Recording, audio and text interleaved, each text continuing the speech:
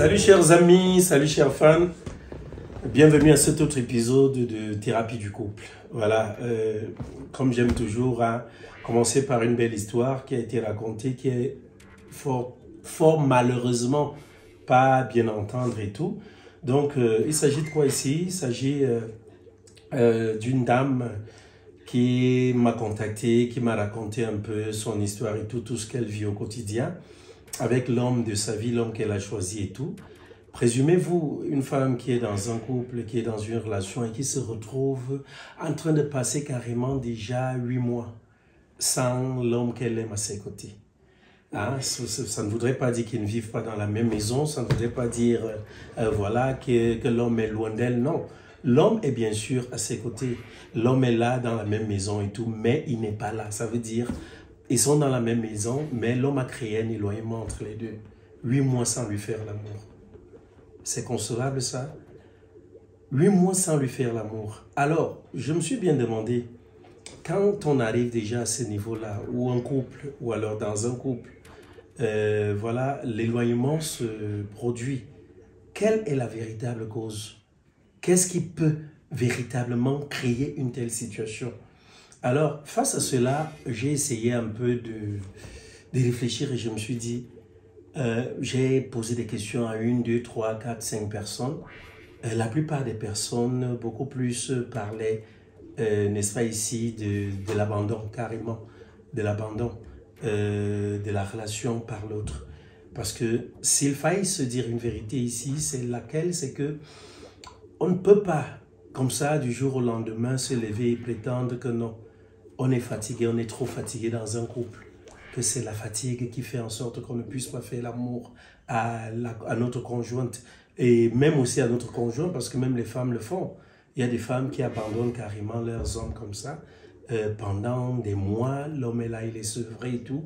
Mais concernant les femmes habituellement, on a pu conclure que pour qu'une femme arrive à cela, le plus souvent, c'est quand elle est blessée au fond d'elle.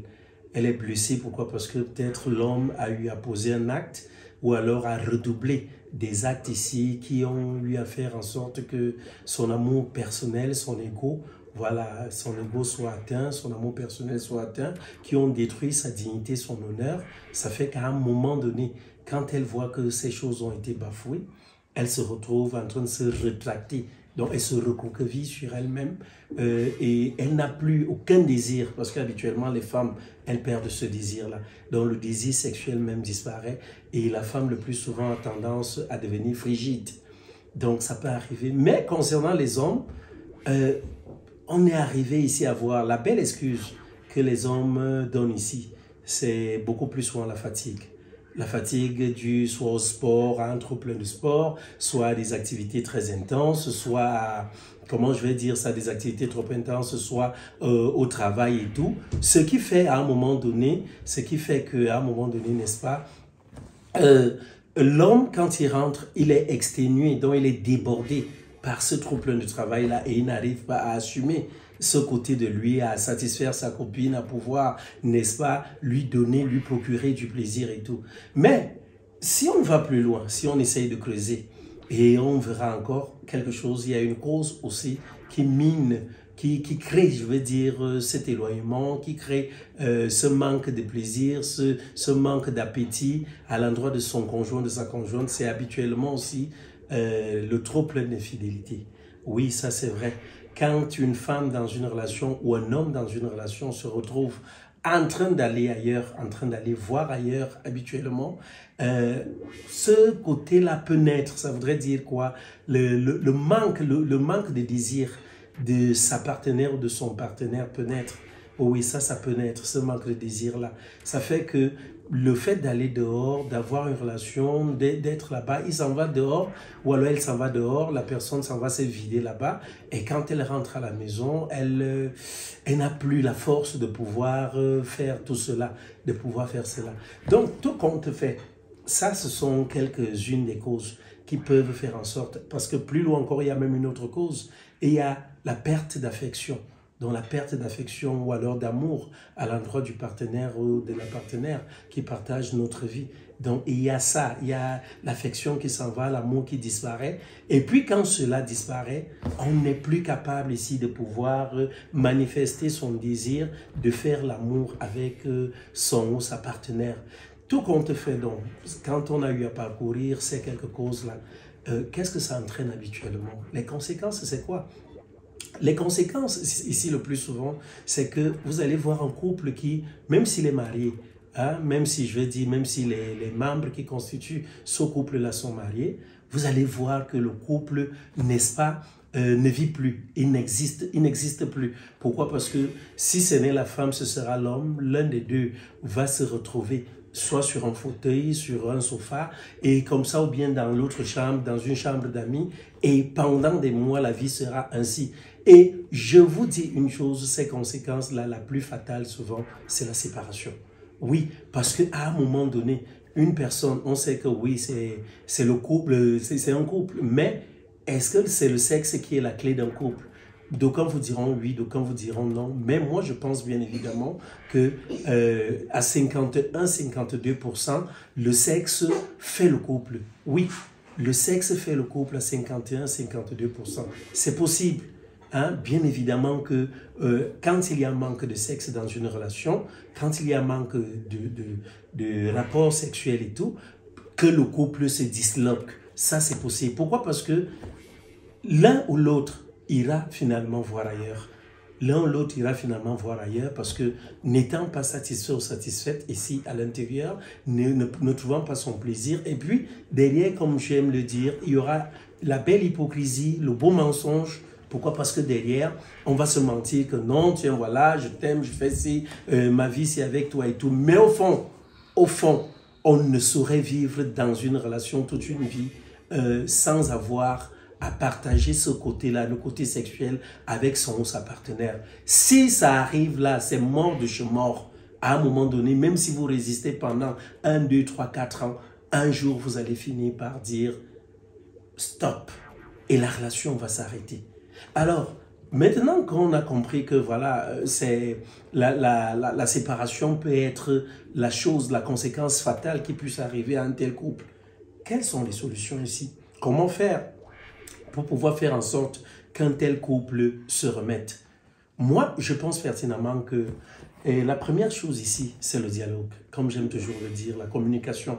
Aller chercher auprès de l'autre la raison ou alors les raisons qui le poussent ou qui la poussent à agir de cette façon-là.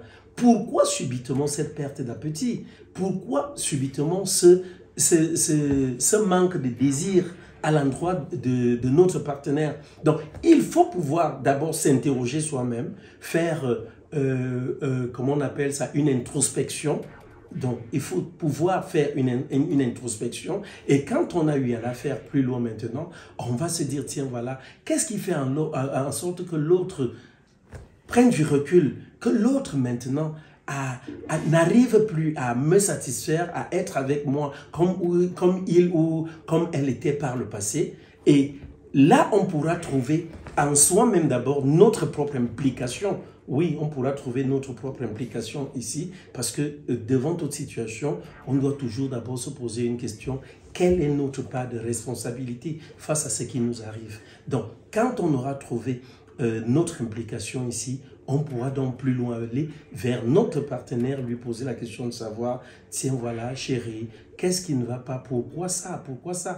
Et le plus souvent, ce que je vais vous dire de ne pas faire ici, si votre partenaire vous dit que son problème c'est la fatigue, allez dans son sens, dites-lui, essayez de l'encourager, essayez de lui dire oui, je te comprends, oui, vraiment tu travailles beaucoup, oui, vraiment tu te dépenses beaucoup et tout, je comprends, et toi en tout cas chérie, ça te passera, le moment venu, on pourra reprendre et tout. Et vous allez voir qu'une pareille personne, si ce problème-là est purement psychique, ça va l'aider à se reconstruire, à reprendre de la vigueur, de l'énergie pour pouvoir, n'est-ce pas, reprendre cette activité sexuelle. Mais c'est plus loin, c'est un problème d'infidélité.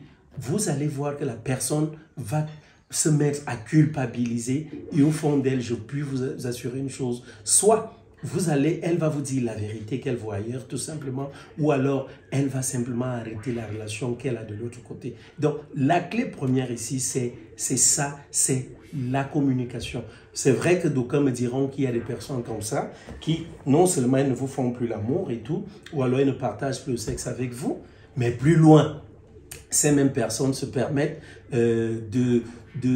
comment dire, de se refermer sur elles-mêmes. Ça fait que même en allant vers elles pour dialoguer, ces personnes-là, elles n'arrivent pas à dialoguer, elles n'arrivent pas à créer le dialogue et se braquent carrément. Et ça, derrière, je vous dis, quand il y a perte de dialogue, quand on est devant une personne pareille, la seule chose qu'on finit par faire ici, c'est quoi? C'est de quitter l'autre, parce que nul n'est venu sur terre vivre le bonheur, ou alors vivre le malheur derrière le bonheur d'un autre. Parce qu'habituellement, vous allez voir une personne comme ça qui est à l'aise ailleurs, mais quand elle arrive à la maison, elle devient lugubre, elle devient triste, ce n'est plus ça. Et c'est là où ses problèmes naissent, c'est là où sa fatigue naît. Pourtant, va voir la même personne dehors, dans les bras d'un autre, d'une autre. C'est l'as, c'est le numéro 1 du sexe et tout. Donc, le sexe, oui, c'est l'une des clés d'une bonne relation. Maintenant, si le sexe commence à mourir dans une relation, la relation peut elle-même mourir. Faisons des efforts dans ce sens de pouvoir comprendre nos partenaires. Et quand bien même notre partenaire peut-être se braque ou alors bloque, allons savoir quand on va vers la personne, si elle n'arrive pas à causer, ne baissons pas les bras. Disons-nous qu'on a essayé une fois, deux fois, trois fois. Un jour, la personne finira par parler ou alors par partir tout simplement. Parce qu'il est très difficile, je vous jure, de partager une maison avec une personne. On sait que non, c'est notre conjoint, c'est notre conjointe, mais on n'arrive pas à vivre l'intimité avec la personne. Et pire encore, si on se retrouve dans un même lit, vous êtes avec votre personne qui va à se doucher, qui revient la nuit et tout, vous voyez sa nudité et tout, ça vous met dans tous vos états, mais vous n'arrivez pas à partager ces moments-là avec la personne et tout. Si ça continue de cette façon-là dans une relation, c'est mort de chez mort.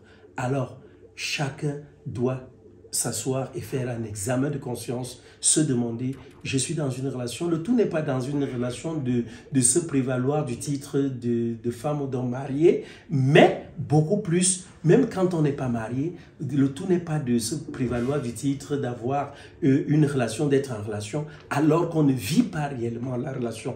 Vivre la relation, et oui, c'est aussi partager tous ces moments, c'est aussi se donner ce bon plaisir, se procurer du plaisir, c'est aussi, n'est-ce pas, communiquer, être ensemble, s'amuser, c'est aussi tout ça. L'amour est un tout. Donc, chers amis, chers fans, c'est le petit côté que je voulais partager avec vous aujourd'hui. Prochainement, la maman vous parlera aussi parce que elle est un peu occupée à sa cuisine et tout. Donc, vous la verrez une prochaine fois. Dans tous les cas, que dire de plus? Je vous aime très fort. Bye bye.